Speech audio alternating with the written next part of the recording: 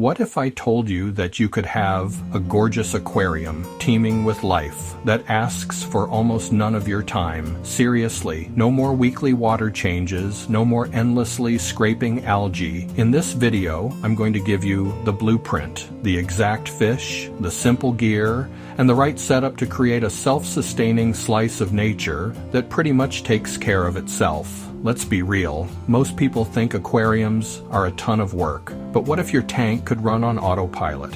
I'm talking no filter, no fancy CO2, no constant upkeep. It sounds a little nuts, but it's completely real. The secret is to stop fighting nature and start working with it. We're going to build a balanced ecosystem where the tank itself does all the heavy lifting for you. So let's jump right into the 5 steps to building the lazy aquarist's dream tank. All right, let's start at the very beginning. Your foundation. This comes down to the right tank and, more importantly, what you put on the bottom. You might be tempted to start with a tiny bowl, but trust me, a slightly larger tank, think 10 to 20 gallons, is way more forgiving.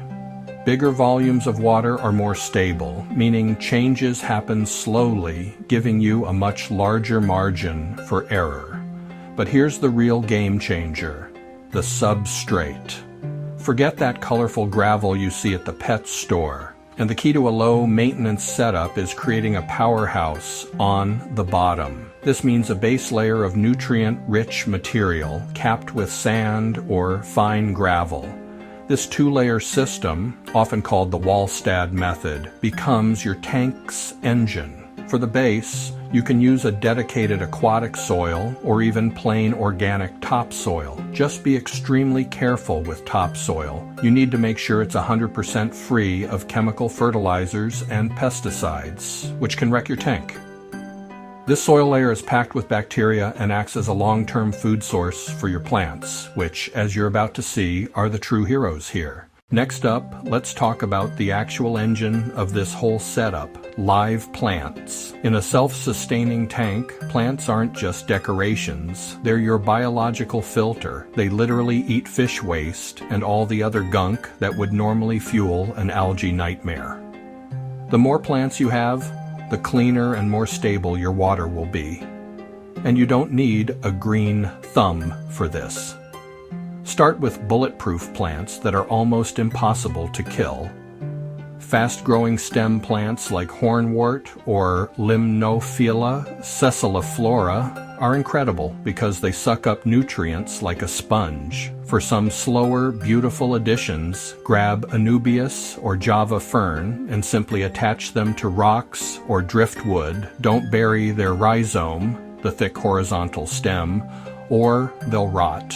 And please don't forget floating plants like red root floaters or salvinia. They are nitrate-sucking machines and provide lovely, gentle shade for your fish. The goal is to plant heavily from day one. Try to cover at least 70% of the tank floor. Okay, so what about the gear? You're probably thinking this is where it gets expensive and complicated.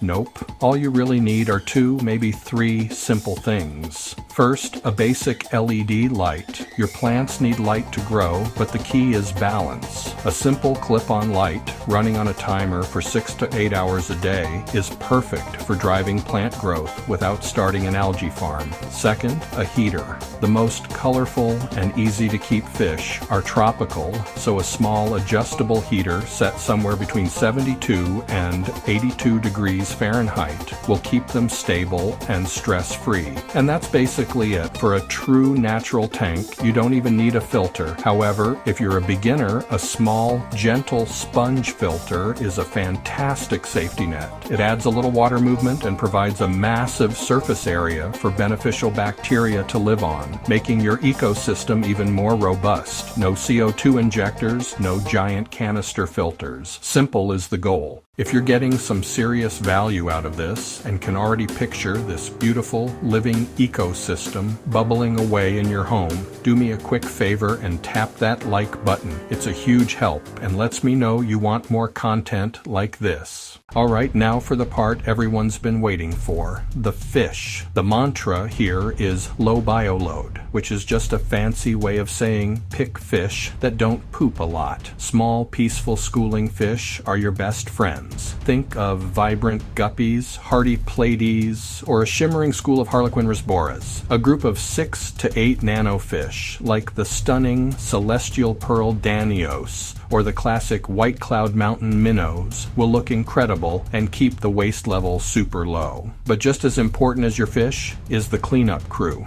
These guys are the unsung heroes, your 24/7 janitorial staff. A small group of Corydoras catfish will happily patrol the bottom, sifting the sand for leftovers. A few nearite snails are algae-eating machines, and a colony of Neocaridina shrimp will constantly pick at algae and biofilm that you can't even see. They're not just helpful, they're fascinating to watch. Last but not least, let's put it all together. This final step is easy, but it's where patience becomes your superpower. Once you've laid down your substrate, arranged your rocks and wood, and planted everything, it's time to fill the tank. Do it slowly. Pour the water onto a plate or into a colander to avoid kicking up all that soil. Now, you wait. And you can't skip this part. You absolutely have to let the tank cycle for at least 2 to 3 weeks before a single fish goes in. This waiting period allows that army of beneficial bacteria to grow in your substrate and filter, establishing the ecosystem. Your plants will get settled and you'll see nature start to find its equilibrium. Before you even think about adding fish, test your water to make sure your ammonia and nitrite levels are at 0. And there you have it, the simple recipe for a beautiful low-effort aquarium that just works. A nutrient-rich base, a jungle of easy plants, simple gear, and a light load of hardy fish and cleaners. That's the formula. By creating a balanced ecosystem, you get to skip the tedious chores and spend more time just sitting back and enjoying your own little slice of nature. So, what do you think? Would you try a setup like this? Let me know in the comments what your biggest aquarium struggle has been. And if you want to see more guides for efficient aquarists, make sure to subscribe and hit that notification bell. Thanks for watching and happy fish keeping.